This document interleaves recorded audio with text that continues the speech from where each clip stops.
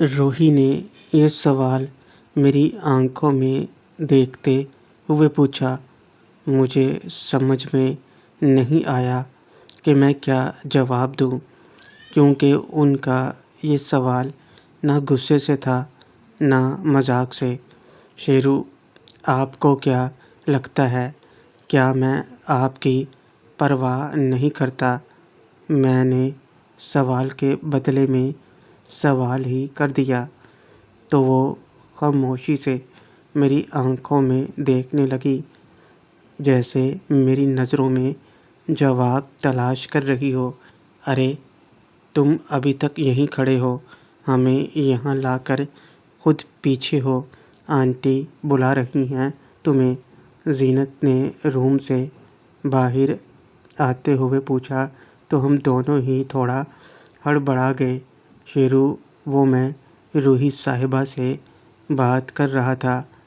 زینت، تو اندر آ کر لو نا بات، ہم بھی باجی سے باتیں کر لیں گے۔ روحی، ہاں کیوں نہیں، چلو۔ ہم اندر آئے تو اسماء بیڈ پر ٹیک لگا کر بیٹھی تھی، باقی سب اس کے پاس بیٹھے تھے۔ مجھے دیکھتے ہی اسماء کے چہرے پر رونق آ گئی۔ اسماء، تم آ گئے؟ کب سے ریما سے پوچھ رہی تھی کہ شیرو کہاں ہے، آیا نہیں ایک بار بھی اتنے دنوں سے۔ شیرو، سوری آنٹی، وہ میں باہر تھا کسی کام سے۔ اسماء، جانتی ہوں، اس لیے سوری کی ضرورت نہیں ہے، تم آگے اتنا ہی بہت ہے۔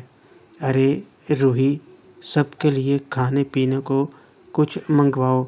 روحی، ابھی آتا ہوگا موم، میں نے پہلے ہی آرڈر کر دیا تھا۔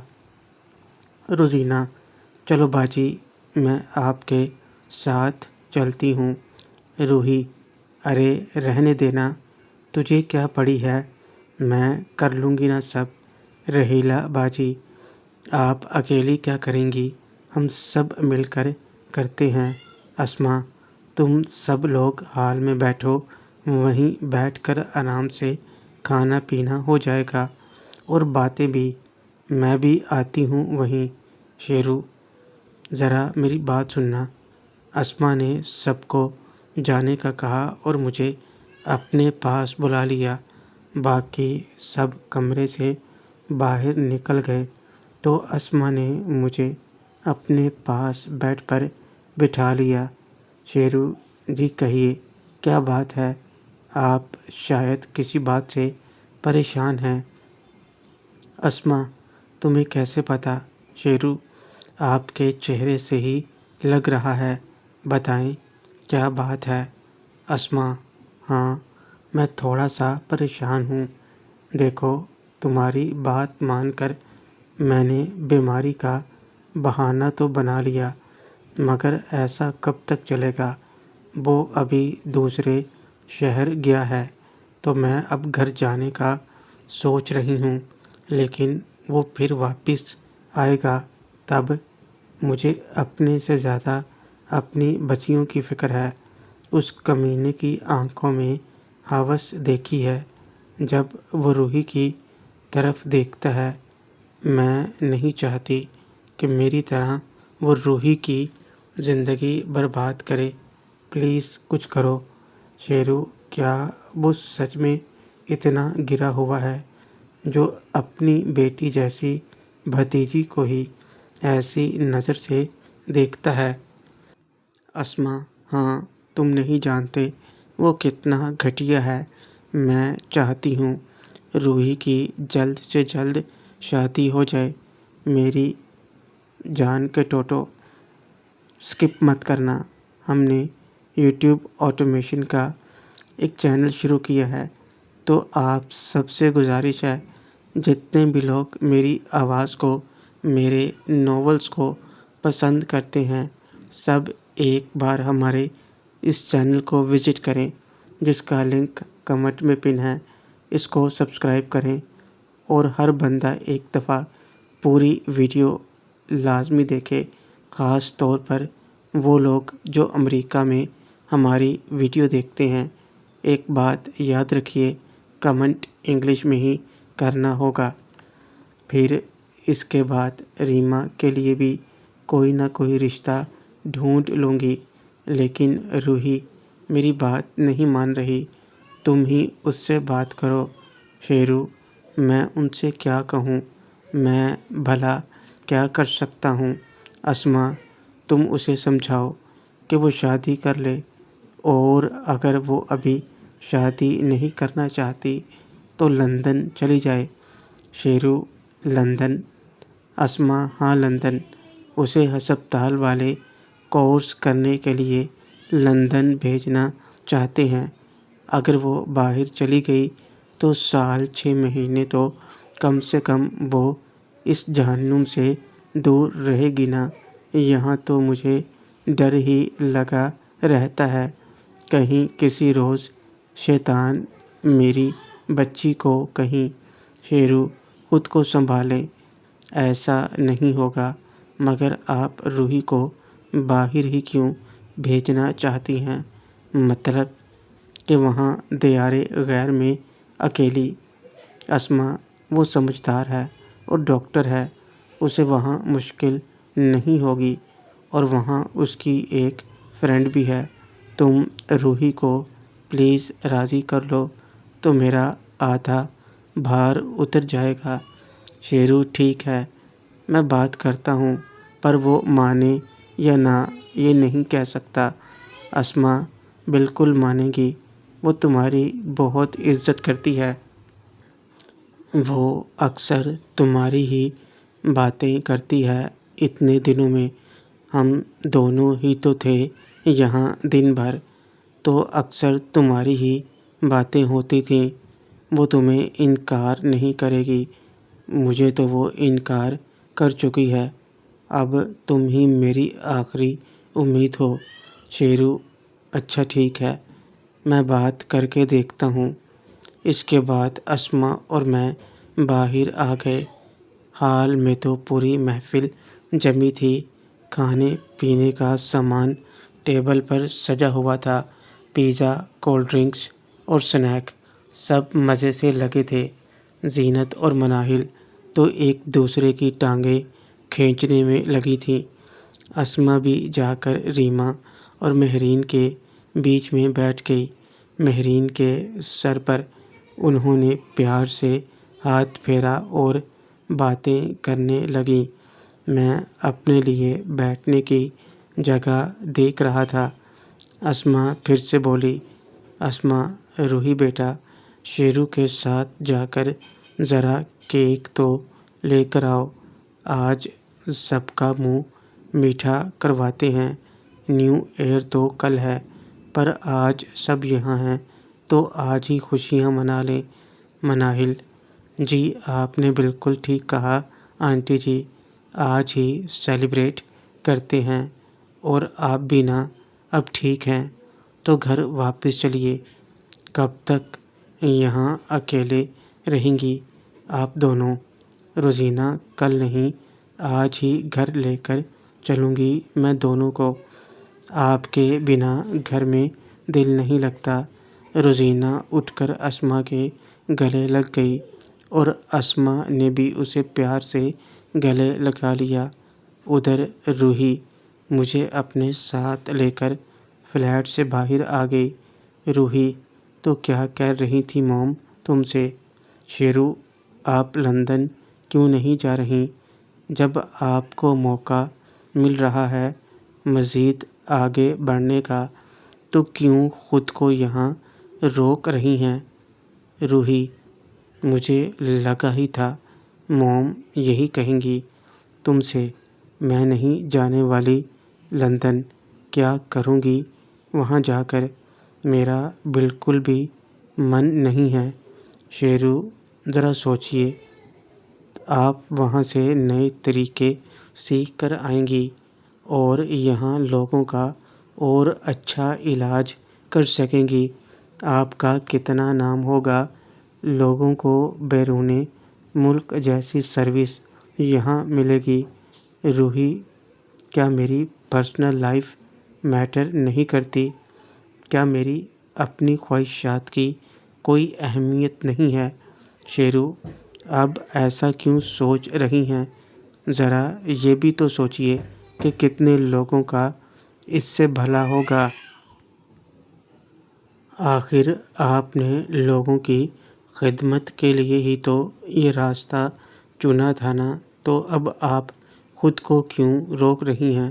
روحی میری آنکھوں میں دیکھتے ہوئے، اس لیے کہ میں بھی ایک انسان ہوں اور مجھے درد ہوتا ہے، مجھے بھی پیار چاہیے، اور میں ڈرتی ہوں اگر میں لندن چلی گئی تو میں وہ کھو دوں گی جو میری زندگی کی سب سے بڑی تمنا بن چکا ہے۔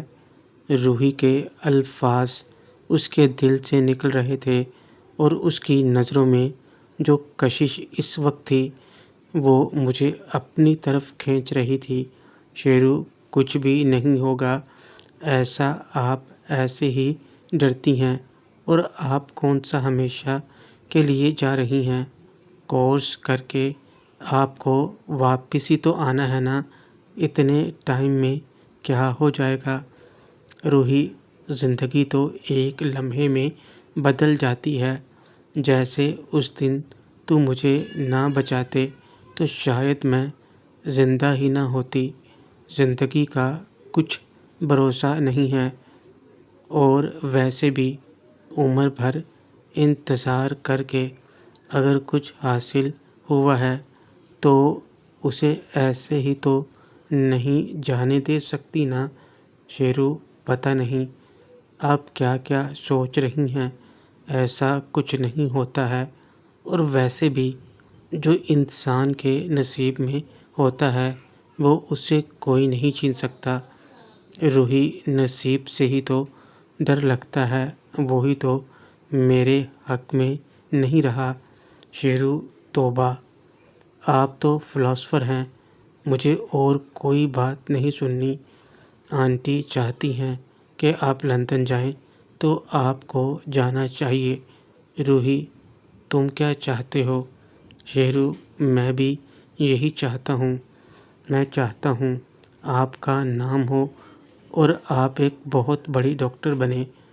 روحی، اس کے بدلے میں تم مجھے کیا دو گے؟ شیرو، میں کیا دے سکتا ہوں؟ روحی، تم ہی تو دے سکتے ہو، اس لیے تم سے پوچھ رہی ہوں، بولو، دو گے؟ شیرو، مگر میرے پاس تو ایسا کچھ ہے نہیں جو آپ کے کام کا ہو۔ روحی، وہ مجھے پتہ ہے کہ کیا میرے کام کا ہے، گھبراؤ مت، تم سے پیسہ جائیداد نہیں مانگ رہی، بس وہی مانگوں گی جو تم دے سکتے ہو، بولو، دو گے؟ شیرو، اچھا ٹھیک ہے، اگر آپ لندن جانے کو تیار ہیں تو میں بھی آپ کو انکار نہیں کروں گا۔ روحی خوش ہوتے ہوئے، سچ تو وعدہ؟ روحی نے خوش ہو کر اپنا ہاتھ آگے کر دیا تو میں نے بھی اس کے ساتھ ہاتھ ملایا۔ شیرو، پکا وعدہ؟ اب تو کوئی اور بات نہیں ہے نا؟ روحی، ہے، ایک نہیں دو۔ شیرو، اب کیا ہے؟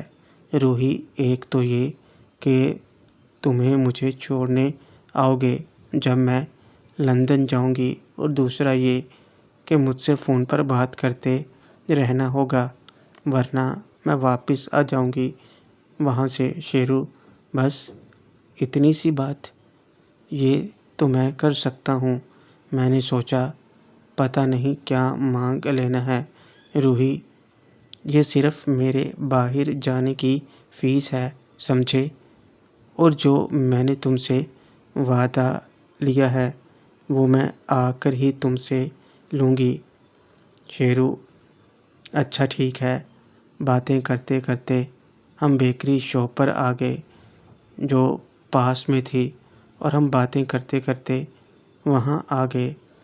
روحی کے چہرے پر خوشی صاف جھلک رہی تھی کہ ایک لے کر جب ہم واپس آ رہے تھے تو روحی نے میرا ہاتھ थाम रखा था। वापस आते ही रूही ने खुशी से चहकते हुए सबको केक खिलाया। उसकी बदली हुई रंगत देखकर अस्मा, रीमा और रोज़ीना हैरान थी।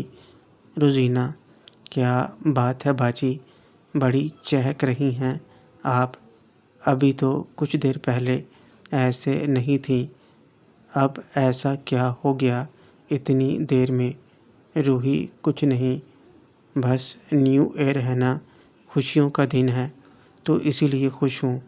और अब तो भी खुश हो, ये ले। रूही अपने हाथ से रोज़ीना को केक खिलाया। अस्मा की नज़र मुझ पर थी और वो इशारे से पूछ रही थी, क्या बात है? मैंने आँखों से इशारा कर दिया, सब ठीक है।